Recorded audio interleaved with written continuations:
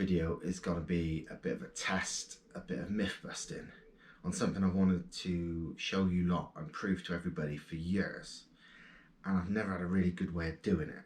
And that's the myth that blow-off valves, dump valves, recirc valves, whatever you want to call them, are there to stop the turbo from slowing down, from stalling, from going backwards, according to some people, all kinds of crazy crap, and to help with reducing lag, basically. Basically, people think you run a blow-off valve or a dump valve, lag is less than if you didn't run one. And that's not true. In fact, it's exactly the opposite. The difference isn't big. I mean, it's not night and day at all, either way. But that's exactly what a blow-off valve doesn't do. A blow-off valve is a safety thing for the turbo. It's there, well, it's not even a safety thing, it's a few different things.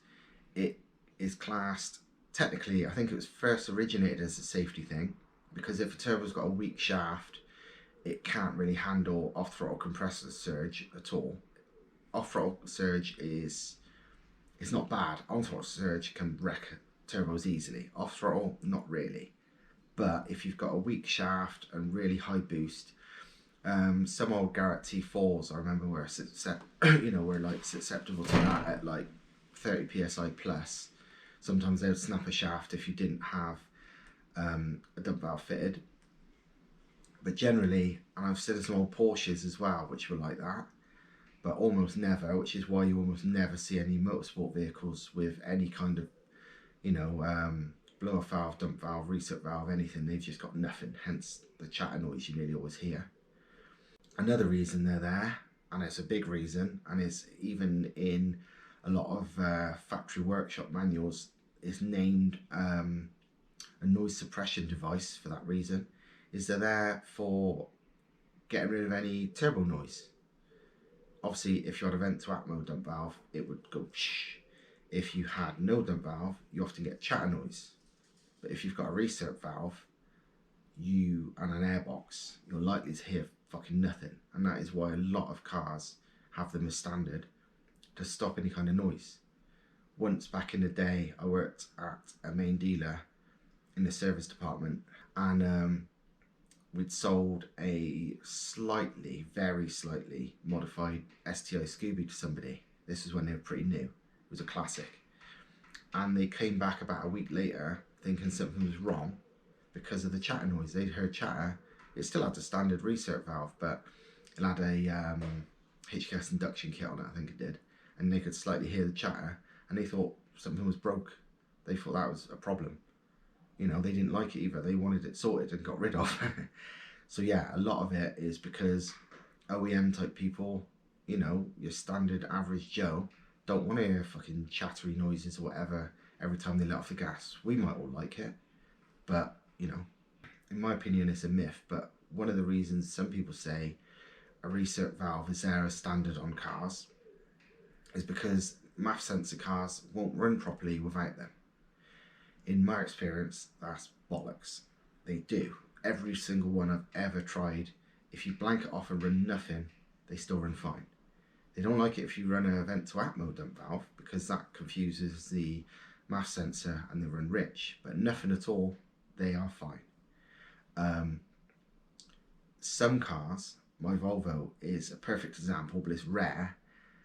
You need a couple of sort of 90-degree bends and so on just to keep the MAF sensor quite away from the turbo inlet, just because it seems to reduce turbulence, and that can cause issues. And a recirc valve reduces the need for that. Most cars I've had, it makes no odds at all.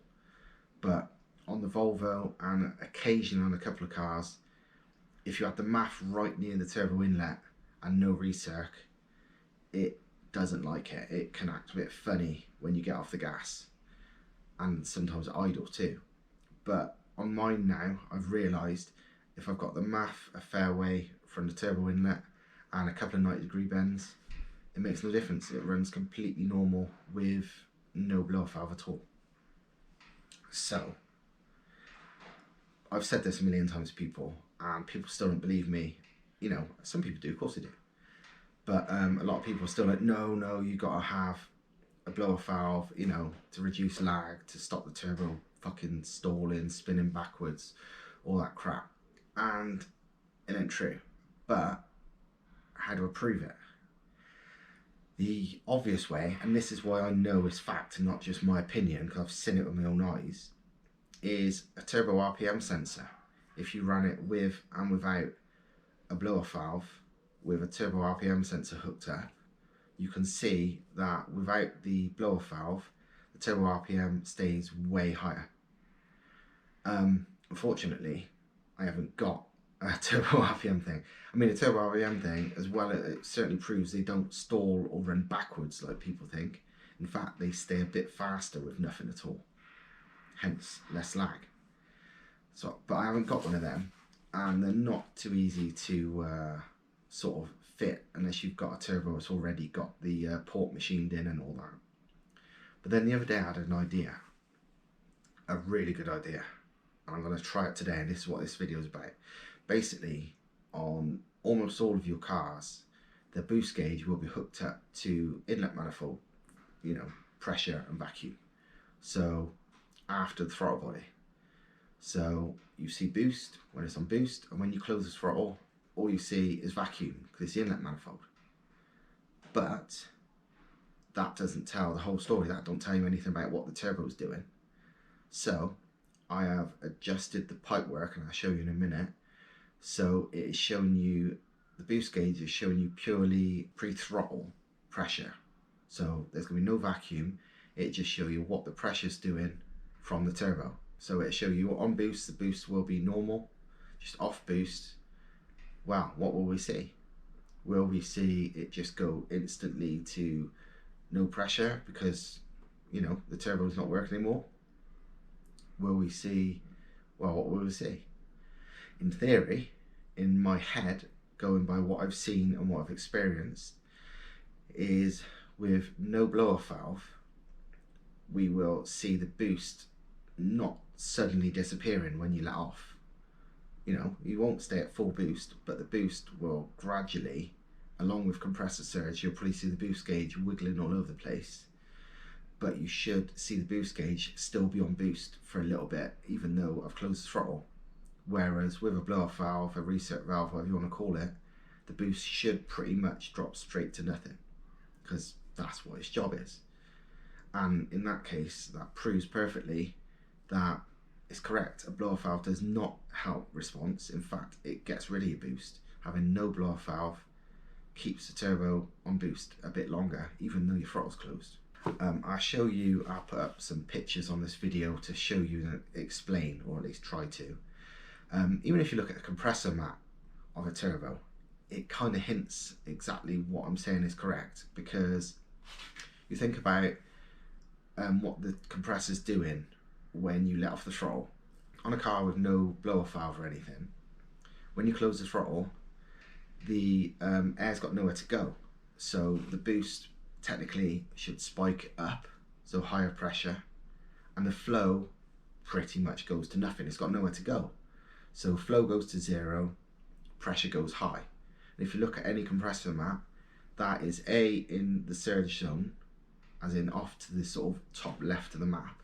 But also, if you extrapolate the lines of the turbo speed lines on the compressor map, you'll see at top left is very high turbo speed, not slowed or stalled or backwards or any of this myth crap. It's high speed. Whereas if you've got a blow-off valve, a dump valve, a recirc valve, whatever you want to call it, the air has got somewhere to go. So you let off the throttle, and because it's got somewhere to go, there is low pressure because it can't spike, it just goes out the, you know, out of the valve. But because it's got somewhere to go, it's got high flow. And if you look at high flow and low pressure on the compressor map, that's basically somewhere in the bottom left. So very low turbo speed, where the turbo's loving life, no chatter, no compressor surge. It's got an easy life, because that's the job of a blow-off valve, is to reduce or eliminate compressor surge, because technically, in theory, that can damage a turbo. In reality, on off-throttle compressor surge is very unlikely to damage a turbo. I've ran with no blow-off valve and off-throttle compressor surge for decades on countless cars running massive boost. And aside from, like I said, I know some old Garrett T4s can break because of it at £30 plus, but you know, you can make your own mind up what ones they are. But, and also, to be fair, any turbo with a anti-surge compressor housing, as well as it reducing the chance of surge on throttle, it drastically reduces it off throttle too, which you get less noise, which is not as cool, but it's less chance of doing any damage, so even less reason to run a blow-off valve. So I'm going to run this test now. What I'm going to do is I'm going to put this camera directly in front of the boost gauge, and I'm going to drive the car, nothing massive, just so it's on boost. I'll drive it on boost and then let off the throttle, on, let off the throttle, with the reset valve fitted, and then with it all blanked off, so you can see the difference with your own eyes. Will it work? Will it make a difference? I'm not 100%, but I'm fairly sure we will see the boost pretty much go to nothing when you've got the reset, because that's its job, to dump the, you know, to blow off, to dump to whatever the boost.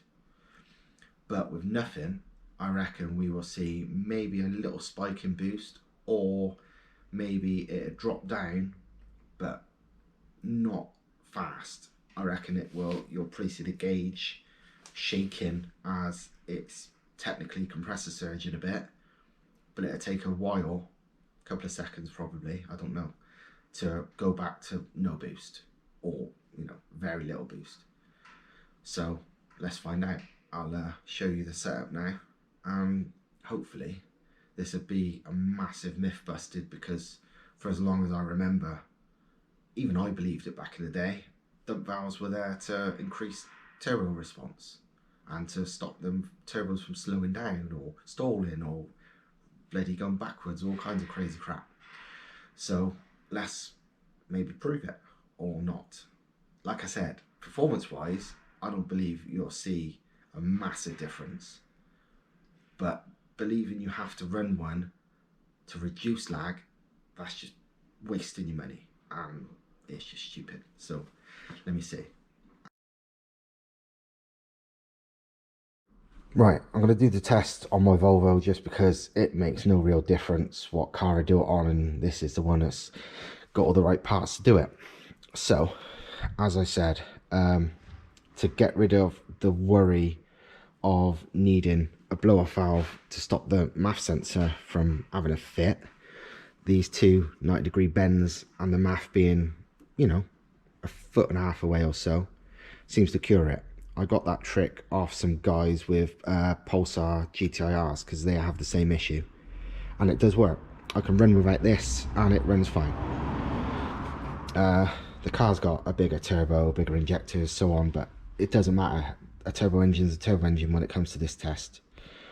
Currently I'm going to run this Forge recirc valve, so it lets the air out from literally just after the compressor straight back to the turbo inlet, which is how most factory setups are.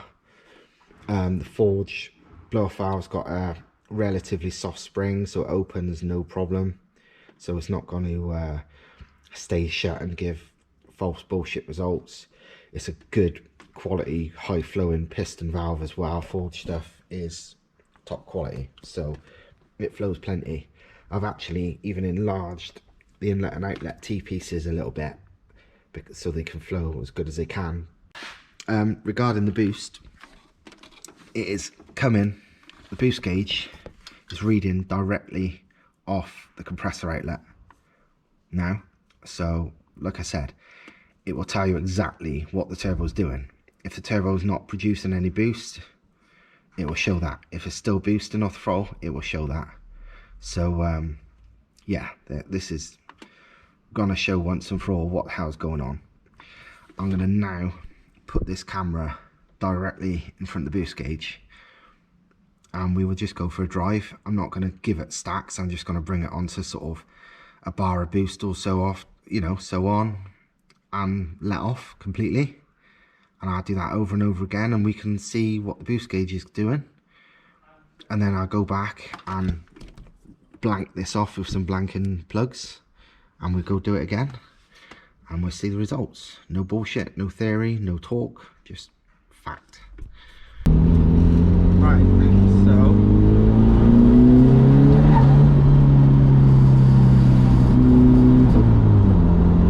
so that's interesting.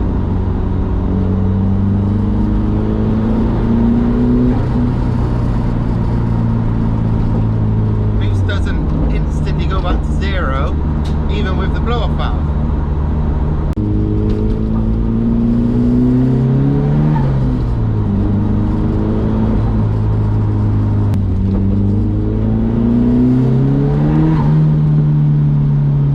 Does that mean that the blow-off valve's not working well enough, not dumping enough, because it's still a chatter?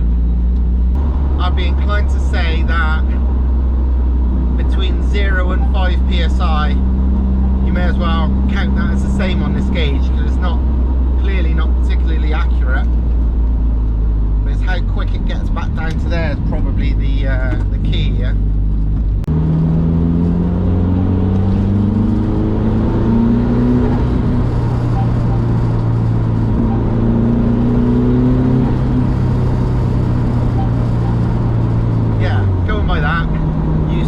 Shake around a bit during the compressor surge noise, where the boost is showing quite high, and then as soon as it stops on that and just goes to a dumping noise, it's at like 5 psi to 0.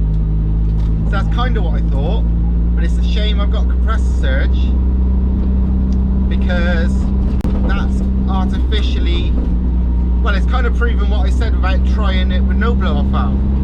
But I would like to eliminate that totally, so it's just dump valve noise. So what I'm going to go and do now is get hold of, I've got a few standard Bosch plastic blow-off valves, and that should be weak enough spring to open really fast and eliminate any compressor surge at all. I might be wrong, but let's try. As I've decided the last test could potentially be a bit flawed, which well, you probably would have seen from the last one, because there was some compressor surge at first. I fitted a standard Bosch plastic one, which is about as weak spring as you're going to get, so it should eliminate surge more than anything else. And on top of that, I've now given it its own vacuum source from the inlet manifold. So much so it's actually coming from 2 on the inlet manifold into 1 to there. So that is as strong as inlet source as you're going to get. I've done 2 because the ports on the inlet manifold are pretty fucking tiny, so I didn't trust 1 to be enough, and cause surge again, and I can't be bothered coming back again, so I thought I'd do it properly. So yeah, 2 into 1 directly to there, nothing else, because last time it was teed off the boost gauge map sensor as well, so I didn't want anything sort of taking any of the vacuum from this. So now, if it's ever going to eliminate surge, it'll be this one. So let's see what actually happens.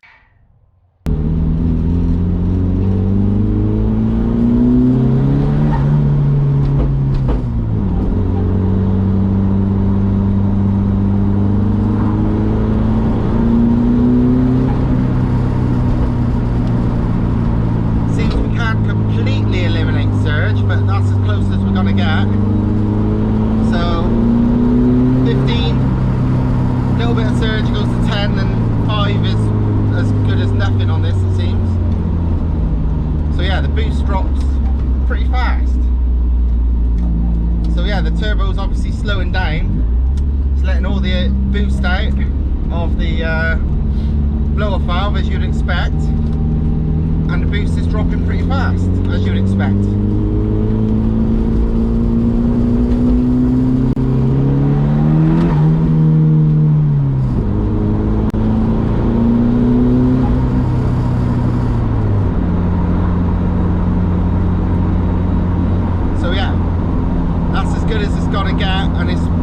Similar on most cars, where you get a tiny bit of surge and then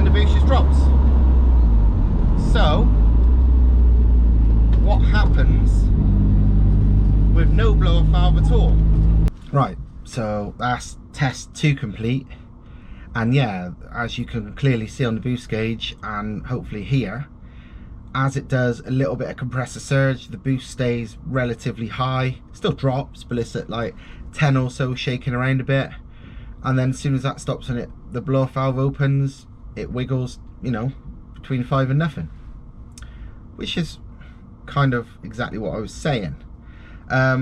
One thing I neglected to mention until now, and I better talk about it, is the fact that, you know, like if you put your hand over the end of a hoover, or you block it, you can hear the motor speed up.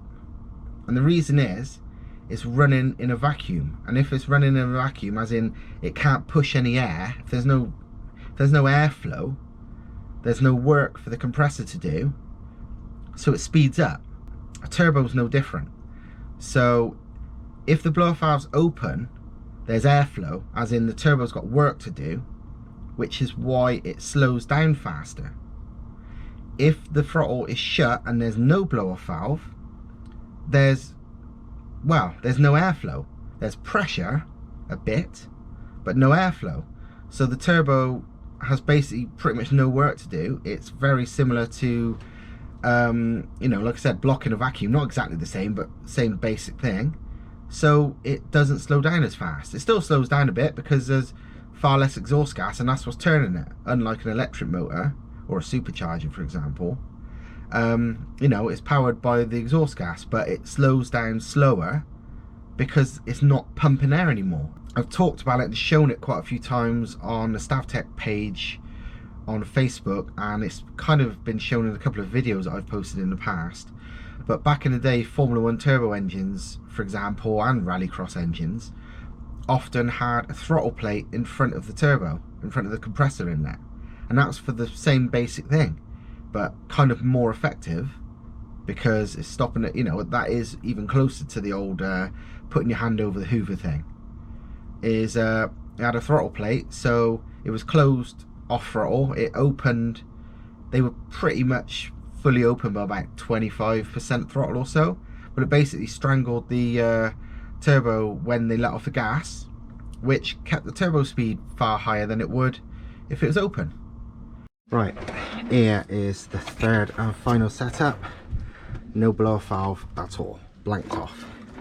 Blanking plug in the boost end, what we used to call back in like the Cosy and RS turbo days years ago, before blanking plugs were that commonly available, the broom handle mod in the boost side, on the inlet side, sorry, it's blocked. So yeah, no blow-off valve. I've removed and looped the vacuum line that used to go to it. So now all we should have is chatter. But how fast does the boost drop? In my mind, my guess is it's going to drop a damn sight slower. The turbo will keep spinning more, faster, and you know, it's better.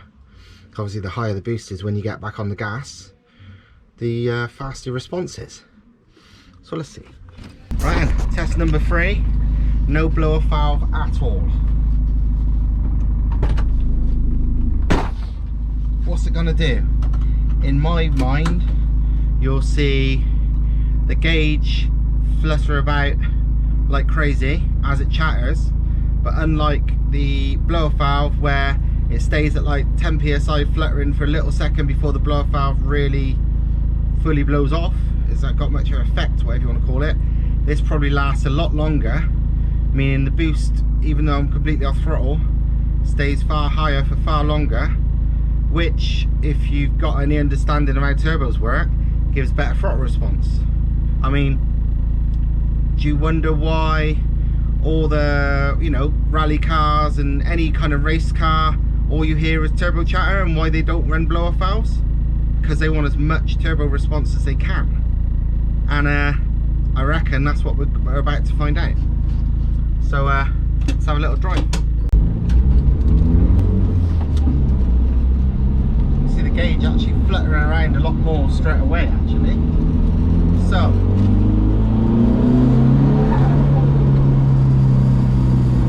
that takes a long time.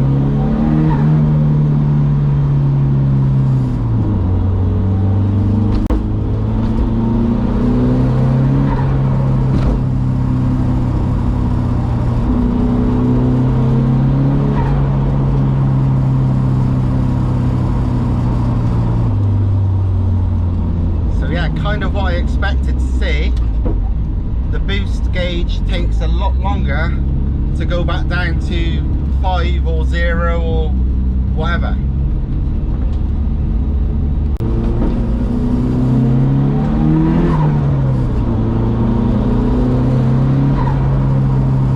I bet if I fast gear changed, it would stay on boost. Let me see.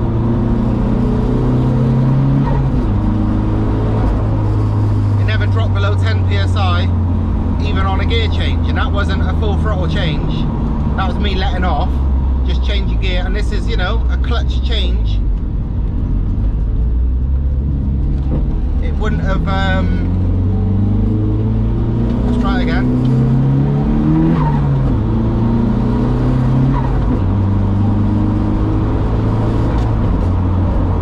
That's letting off the gas and using the clutch every time. I'm not full throttle shifting it, but boost doesn't drop below 10 psi boost.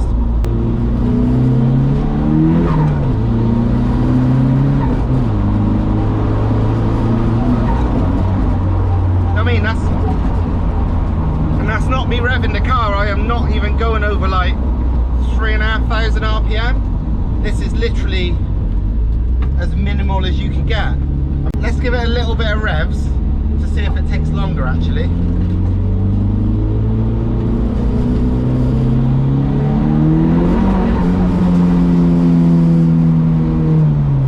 A little bit, not much.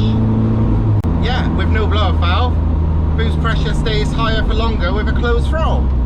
Exactly the opposite of what the internet and, well, the car world generally, I remember this was a normal thing even back when I was like 18. It was a big selling point for blow-off valves. You know, reduced turbo lag and all this crap.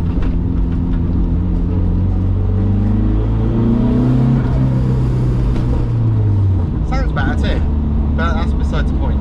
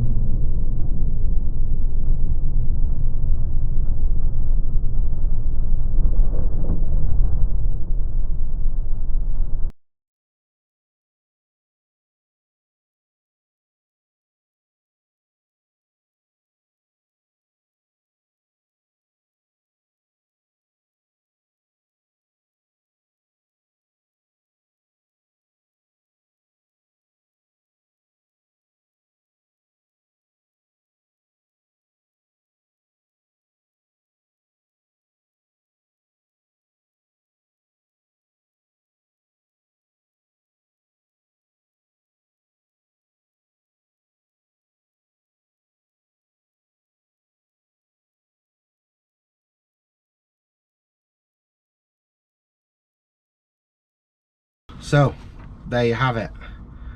I don't know what more convincing you need. No blow-off valve keeps the boost higher off throttle than having a blow-off valve. Simple. Quite noticeable as well. Whereas with a blow-off valve, it's not as much, is it? So yeah, if you've got a blow-off valve because you think it improves your turbo response, reduces your lag, no, it does the opposite.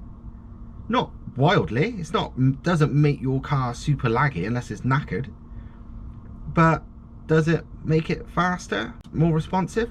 Does it? How? No blow-off valve makes it faster and more responsive. No blow-off valve keeps the turbo RPM higher, which in turn keeps the boost higher, which you can see clearly on this video. So yeah, enjoy, and maybe chuck your blow-off valve in the bin.